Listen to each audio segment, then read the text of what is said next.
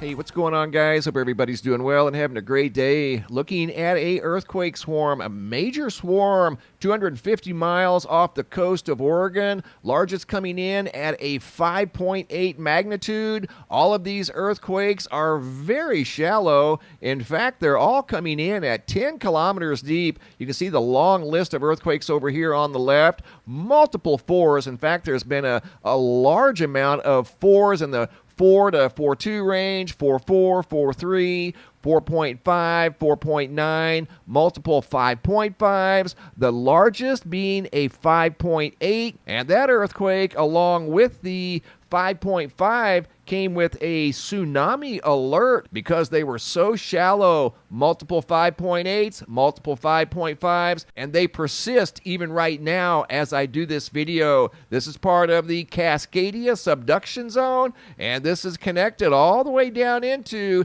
the San Andreas fault line. So we're keeping a close eye on this area as there's been a large ongoing swarm in the last 24 hours. This is a major event, and the earthquakes aren't just isolated to here. Even though they're not related to the swarm, there's been a 4.3 earthquake in central Kansas. Super shallow, coming in at 1.5 miles deep, and this just occurred today, also on 12/8 of 2021. Also got an earthquake up here in northwestern Louisiana. Are you serious? That's a 2.1, small earthquake, but nevertheless, you hardly ever hear of earthquakes in northwestern Louisiana. Got one up here off the coast of Maine, coming in at 2.6. Again, very shallow, 10 kilometers, 6.2 miles deep. That was yesterday on the 7th. So we're seeing a lot of earthquake activity, especially off the coast of Oregon, where there's been over 55 earthquakes right now as I do this video and counting.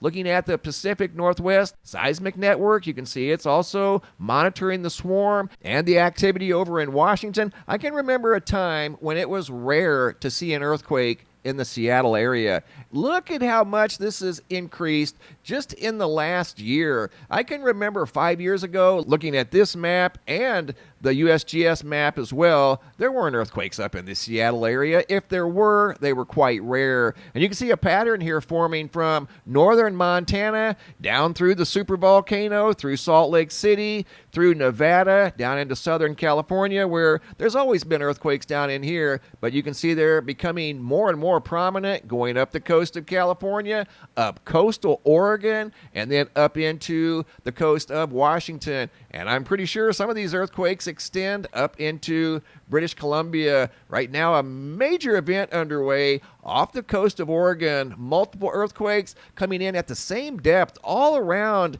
10 kilometers deep, some a little less deep, coming in at 6.3, 6.7, sitting 250 miles off the coast of Oregon. So we're going to keep a close eye on this area today, and hopefully there won't be any larger than a 5.8. But right now there's been two 5.8s in the last 24 hours. Coming over here to the National Data Buoy Center, you can see the buoys in the area. The red buoys are inactive and have been inactive for quite some time. The yellow buoys are active buoys, and right now there are no buoys in event mode, which is a good thing. If they were in event mode, if they had detected some sort of tsunami activity, they would be flashing yellow. And right now, none of these buoys are flashing yellow. In fact, they all look normal, except for the ones that are offline. And they've been like that for years. I don't know why they're like that. They just don't work, or they're not sending and receiving data. The yellow ones are active though, and you can see there's some very close to the earthquake swarm. And as of right now, no buoys in the area that are showing any type of at least significant tsunami activity. Coming over here to the website, we do have a power outage up in the Pacific Northwest in the state of Washington. Right now there's over 16,000 customers without electricity right now as I do this video. Looking at the Schumann resonance, you can see it's been very active in the last 72 hours. Very strong spike right there about 12 hours ago. It's not related to the sun. In fact, solar activity is very low, looking at the GOES X-ray flux over the last 72 hours as well, but that could change at any moment. Hopping over to the Yellowstone supervolcano caldera, looking at the seismographs that monitor the mighty supervolcano, you can definitely see some earthquake activity today, but we know the source of that earthquake activity. That's coming from the ongoing swarm off of the coast of Oregon. Yellowstone Yellowstone supervolcano sits right over here, directly parallel from the ongoing earthquake swarm. So that activity is definitely being picked up by the seismographs, multiple seismographs over here at the supervolcano caldera. And looking at the global seismic network over here at the USGS, you can see a lot of activity on these seismographs. The majority of this activity is from the earthquake swarm. Here's a seismograph in Corvallis, Oregon, and you can see it's been very active in the last 24 hours, definitely coinciding with the major event that's occurring offshore, about 250 miles offshore. Scrolling down, looking at the other seismos across the United States, you can see the ones here in Idaho and Wyoming, very active due to the ongoing swarm. Even over here in New Hampshire, a few thousand miles away, the energy, the primary waves are being picked up on seismographs in New Hampshire, in Maine, in New York, Connecticut, Vermont, Michigan, Ohio, all across the board. All of these seismographs are showing the energy from these very strong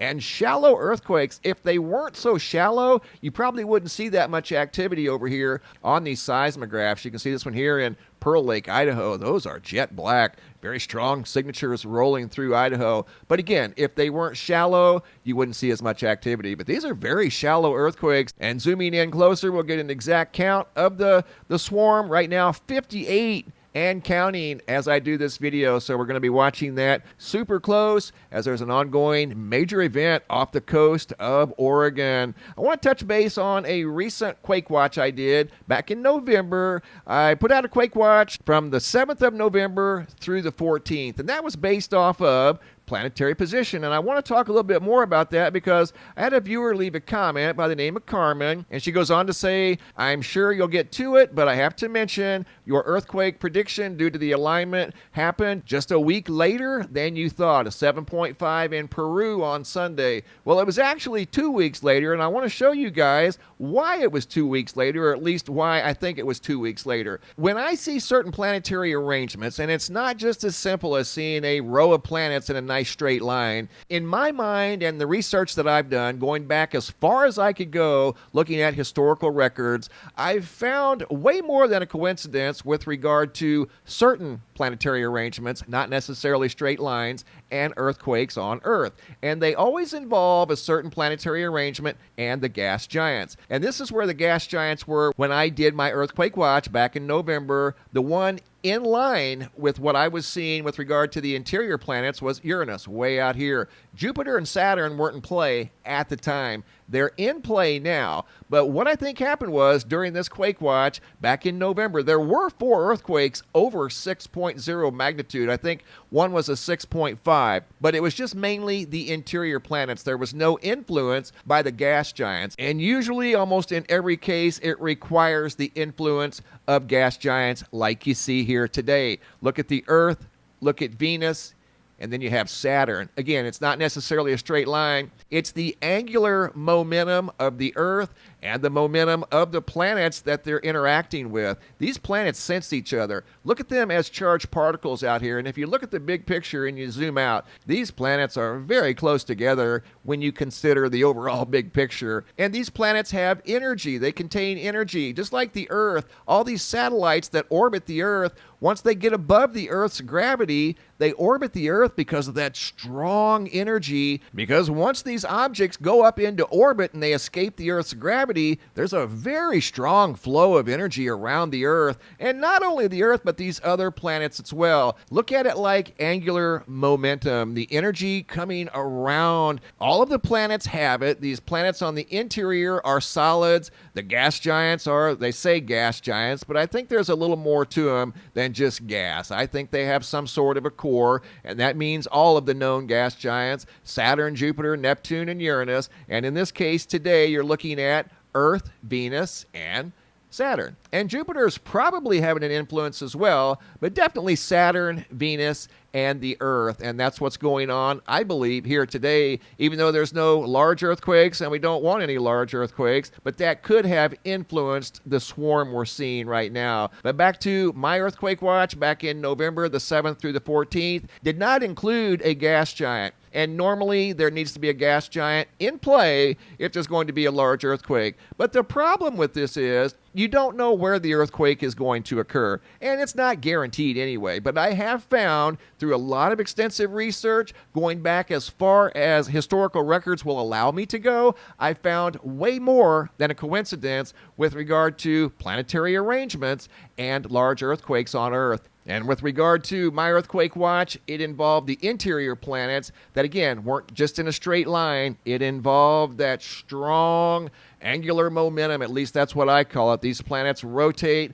and there is a strong presence there. You can't see it, but it's there, especially with these magnetized planets, but they're always influenced by the gas giants. So that could be what we're seeing here today. Not 100% sure because it's not 100% guaranteed, but I have found over the years that it's way more than just a coincidence with regard to planetary arrangement and large earthquakes on planet Earth. Don't forget to order your brand new 2022 Sky Phenomena Photo Calendar. 2022 is right around the corner. Click on this banner here. It will take you to this website. You can order a wall calendar you see right here, high quality wall calendar at that, or if you would prefer a desktop calendar, scroll down to about halfway down the page and you'll see an option for a desktop calendar. You can order that one as well. Again, simply click on this banner. It will bring you here and they'll mail the calendar directly to your home. Thanks for watching. Have a super day and be safe out there.